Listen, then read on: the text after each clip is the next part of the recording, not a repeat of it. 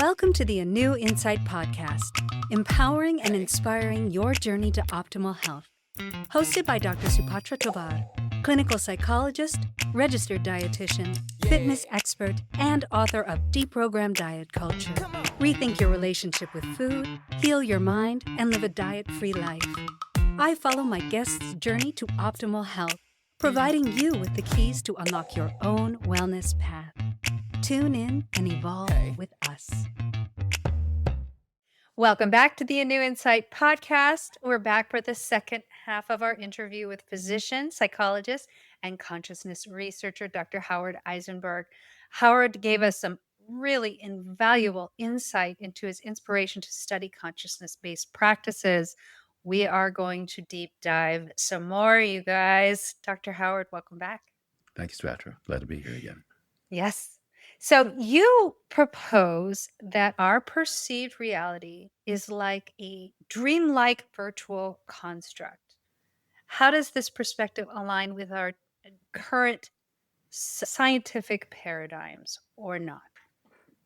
Well, our current scientific paradigm, primarily Western, is a materialistic one, thinking again that whatever is real is out there, quantifiable, measurable. And they dismiss the subjective experiences we have as being almost a random activity of our neurons, our brain cells. So it's really very dismissed in conventional psychology and more broadly even in science. In the indigenous cultures, by contrast, and some of which are continuing, like the Aboriginal culture right now in Australia, they speak of the dream time as being more real than this waking reality that we think the opposite of here in the West. The experience of being in a dream, I think, is very analogous to the reality of our existence. So in a dream, for most of us, when we have them, we dream not just of ourselves, of other people, or maybe creatures, animals, maybe even aliens, and also different physical terrain, environments that we're in. And yet, when we wake up, we realize, no, it's just a dream. But for some of us, and not all dreams are as vivid, but for some of us at times, dreams seem totally real until we wake up. So that is a form of subjective proof for most of us, first of all, that our mind has that capability to give us detailed impressions, which is just a dream, and we don't have time. Now, there are ways you can do that too, like with hypnosis, where you take a normal person and you just change how they perceptually see things, and it can be quite dramatic. Coming back, though, to why is the dream analogy a really good one and appropriate one here? Dreams come out of imagination, and everything that we now have invented, manufactured, created, built, and I repeat, everything in the world and all over the world, all of it first came from imagination. Yes. So even though, again, there's this initial skepticism because of the Western materialism that it can't be real or anything of value, it's the exact opposite. Back again to our earlier discussion in the previous episode of competing ideologies with different filters. However, the truth is, our existence is more like a dream. And I mentioned just in our previous episode briefly, lucid dreaming, where you learn to be able to somewhat navigate through your dream experience. So you're not just passively experience whatever's on the screen. You have a choice. There's different. So fascinating. So tell me that it seemed to inspire your latest book, this concept, correct? Give us a picture. Tell us about your book and what inspired you to write it, and what is your mission when it comes to your book? When I had that realization preparing for the keynote presentation I mentioned in the previous episode, I felt once I finally understood the deeper experience of reality, what it was all about, that because of my understanding, but being amphibious, also being on this level of individual people and things and events, and because of my awareness that things on this level were really bad right now, really sour. And I also, you asked about my experiences. Another one was precognition, telling the future, experience future. So I started also having, shortly after this, some dark visions of what was coming. And I felt with what I now know about a deep understanding of reality, what I see in people so distracted and blinded and so going in the wrong direction, and in so many ways that I don't want to catalog it because it's depressing, I felt I have no choice. I have to do this. And I had published my first book almost a half century ago, Inner Spaces. So I went through a traditional publisher. In fact, at the time, it was one of the largest publishers in Canada where I'm based. And so I first thought, okay, I'll just contact traditional publishers and say 50 years later, I have an update. And I asked them, how quickly can you get it into the stores in print? And they said, best case, after you submit a manuscript, 2 to 3 years. And when you submit a manuscript, you've been through this with your book, perhaps. Yep. They sometimes send a manuscript back to you with some question, like rewrite your introduction, give us an extra chapter, whatever it might be. And it can take a long time until they make a final decision. And even then, they have a already pre-publication schedule for other things. And I thought, the world's falling apart. I can't wait. Yes. So I used my own retirement funds to do this book. And even doing it on my own, I asked the people I had hired to help me do this. I wrote it all, but I mean, someone has to physically put it together, so to speak. And I asked them, what's the fastest you can get it out there for me? And they said, possibly a year. And that was better than 2 or 3 years. I said, it's not enough. Supatra did it in 5 months. So the day I submitted my manuscript, the day it was on Amazon, all over the world, 5 months. But I felt I had to. That I was competing with some other publication possibly. And even now, as I said, I have this precognitive sense of things unfolding darkly. And so much has already happened and so much more I fear is going to happen. So right now, it is my mission. I'm a doctor on one level to help people, help heal them. I never thought it'd be the world, but I know it sounds crazy in a way, but right now it feels like it's the world. And not to go dark. We don't have to go dark. But what are some of your precognitions? What's already come to fruition, and what do you fear will continue to come to fruition if people aren't waking up? if you remember what I said earlier about imagination and how imagination, in dreams as an example, can turn into what seems like reality. And even like in medicine, the placebo effect. If you believe something will help you, sometimes it really does. But if you're also suspicious about side effects and allergies and so on, you may actually have, even as a placebo, a negative reaction to it. So my point is, if I describe some of the things I foresee happening, it will be somewhat vivid in people's minds, and they're feeding it then. We want to do the opposite. We don't want to feed the fear. We don't want to feed more divisiveness, more stress. It's the opposite. We have to come back to center. Mm-hmm. And on this level, in just basic terms, back to what I was starting to talk about, heart wisdom, path of the heart, we need to be much more respectful, considerate of each other and our entire environment, both animate environment, the plants and animals, and the inanimate environment. Mm-hmm. We need to learn in a weird way to go back to the indigenous relationship with each other and the land. And we need to start following some of the wisdom passed on in many of the religious traditions with different words in Christianity, golden rule. So do unto others as you'd have them do unto you. Like, just think of that one alone. If we could just enact it in the whole world, not just a law, like it's an actual practice, it would be transformative of this level of our reality and our condition and our plate. Yes. So how do they do that? How do people do that? So we've been on a more, coming back to your question, which is good, on a more basic level, like, okay, in your everyday life, how are some ways to start doing this? It's not necessarily meditating more, but for example, when you encounter people, look in their eyes, and look in their eyes what we call soft eyes, like just receptively, hard, judgmentally, or like with power to dominate. Keep away from me, submit to me. None of that stuff, that's the ego stuff. Just the connection. And poetically, people have referred to the eyes as being within the soul. There's an ancient yoga practice called soul gazing. It goes back thousands of years. I think there's something to it.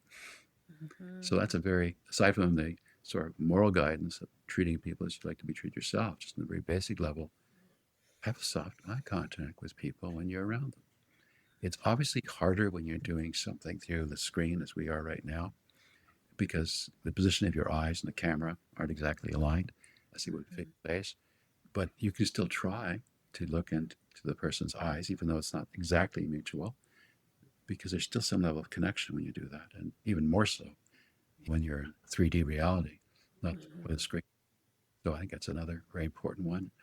We also have to learn about letting go more, non-attachment more, and not just to outward activities and material possessions, but even to doing anything. As I sometimes say to my patients, we're primarily human beings, not human doings. I love saying that to mine. But so many people these days forget what it's like just to be. Yes, they do. I wonder too if many people even know how to just be, Even more fundamentally, I agree. especially those who grew up more with smartphones and online. And I'll date myself because I did not grow up with any of that stuff. And I think that you had a lot more visceral connection to people and the world if you grew up in that way. Remember me, I think I relate to you in a lot of ways that I was fundamentally curious as a kid. I would like capture caterpillars just to watch them eat and just like hang out in my little terrarium. And I was so fascinated with the world and animals and playing and being outside. And I think that's something that is kind of woefully missing from many children's lives. Hugely. Keeps us disconnected. You see parents putting their kids on screens, and we're creating an even more disconnected world with each generation. So to go back to the dark a little bit, what could come from all of that if you are looking into the future? We're this close to being totally controlled by AI.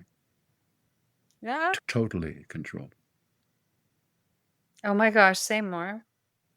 I'd rather not, Why? because we're allowing it to happen.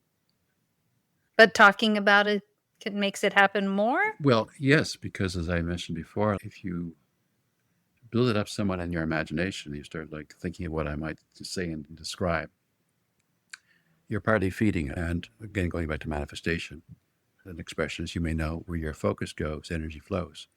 And there are many levels of unpacking that, even physiologically. In a stress state, blood preferentially flows more to the amygdala, the stress center, Yes. and away from the prefrontal cortex, which is our thinking level of our brain. By changing our focus, we can quiet down that amygdala, the emotional upset, whatever it might be, and our thinking is clearer. So again, focus is very important. I want it to be a positive focus, as I try to teach my patients. Focus more on your desires than your fears.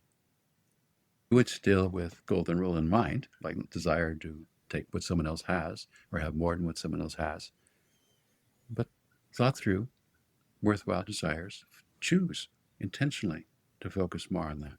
So back to your question, that's my reason. For example, if you remember 9/11, I was horrified, not just that it happened, I was horrified by the way all the news channels kept replaying the video of the planes crashing in and the Twin Towers crashing. And I thought, you're inducing PTSD big time in the entire population. That's how I saw it. And That's what was happening, for sure. But that's also small scale what my concerns are right now. Say more. The wrong type of stimulation that just is going to stimulate that amygdala or into ego in terms of either fear or going for power. Yes. I cannot tell you how many times, and I don't know if you've ever seen it. I can't believe I'm saying it again. But there is a very powerful commencement speech that was given by Jim Carrey. I don't know if you're aware of this commencement speech. Oh my gosh. And I give it to so many of my clients. as a takeaway little kind of exercise to watch. And he talks about basically the purpose of life in this talk. And he's trying to inspire this next generation that's going out into the world. And he basically says that every choice you have in life comes down to love or fear. And that if you were to continuously, consciously choose love over fear, you can never go wrong. And that's what you are reminding me of. And I think that you are so right. We have been conditioned. It's not, I don't think, innate within us, but we have been conditioned to look fearfully at everything. And that you can see that in our media. You can see that in politics. You can see that in advertising.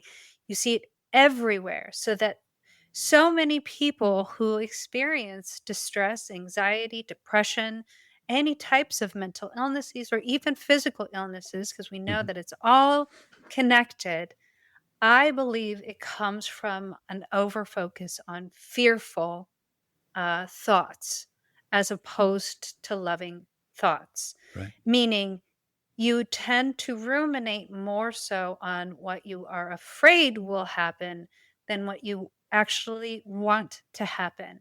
And that's creating this chaos, this disconnection, all of the contentiousness in the world. And if we were to just shift our focus to what we actually want to see, not to what we're afraid to see, then we actually can create that reality. Exactly. And I wrote this inside my book. I wrote this up as an article on LinkedIn with the title, Why the World is Going Insane and What You Can Do About It. It's exactly that message. Very good. Yes. So give me a picture of how you want to make this your mission. So you've written the book. Well, I wouldn't say I want to make it my mission. In some ways, to be honest, it's very unwelcome. It's so draining and heavy. My God, is it heavy? It's heartbreaking. Yes. Well, it's not a want, it's a have to. Yeah.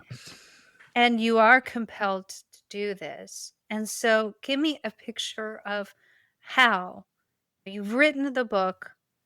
How are you continuing the message even after the book has been written to try to get people to kind of wake up to their consciousness? I try to be open to any worthwhile opportunity, which is like commercial or ideological, to share what I've learned, just as with yourself and your invitation to join you on your podcast. Thank you again.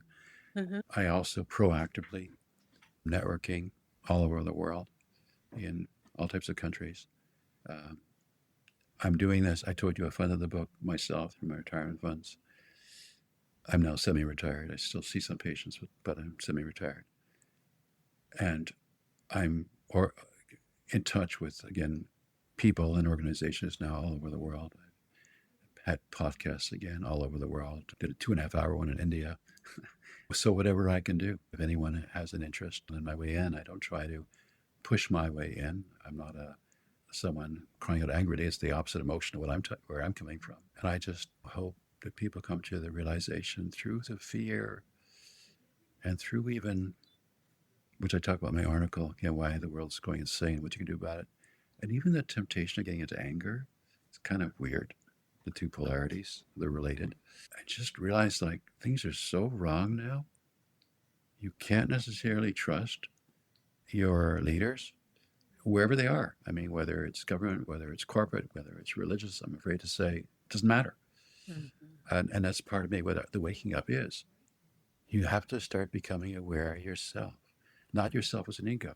Just take off the filters, realize there's filters there. Try to open your eyes. Yes. In the Bible, it says again, without vision, the people perish. So I'm trying to help awaken and remind people that not only is this not very desirable the way life is right now and the way it's going, it doesn't have to be this way. And there's a reason why it is this way. We've made this fundamental error of thinking the primary reality is material. So it didn't matter if we enslaved people. It still gave us betterment than advantages. It didn't matter if we raped nature. There's lots of it. It didn't matter if we used nature as a garbage dump. Again, it's a big dump. Yeah. So stupid, so blind, and we're accelerating it. So I'm trying to wake Yes. people up to realize it's not just that things change and go in cycles and just a bad turn for a while. No, we're really seeing things so distortedly, and we're not trusting the right things. And part of that, I repeat, is our intuitive, if you like, potential within us. But we're so distracted. Outwardly in our peak for many is an addiction. You talk about loneliness too. There's a direct correlation going back to your youth before all of this. There's a direct correlation you may know statistically again, sadly, between the increasing incidence of people complaining of loneliness in the world, not just in America or North America, in the world, and the adoption of the smartphone technology. It's a direct correlation. And it's Yes. weird because on one level, again, you can connect to anyone, almost anywhere, anytime. It's like Yes. magic, but it's distracting you out of yourself. And when you're with people, it even distracts you out of the potential connection with them because a lot of people won't even get together for a meal. That's a no. Right. That is a And, rule. and We even do not parents do with that. children, they're on their phones, they're on their tablets. Yes. Divided attention. Yes. Yes. So let me ask you this. We're almost out of time, which makes me sad. It makes me really want to bring you back on so we can have more conversation. And I got to say, Dr. Howard, you kind of vibed me like the back of the bus thing when Dr. Howard requested me on LinkedIn. And I get a lot of requests, and some of them are just people who want to sell me stuff. But I looked at Dr. Howard's and I was like, oh, yes.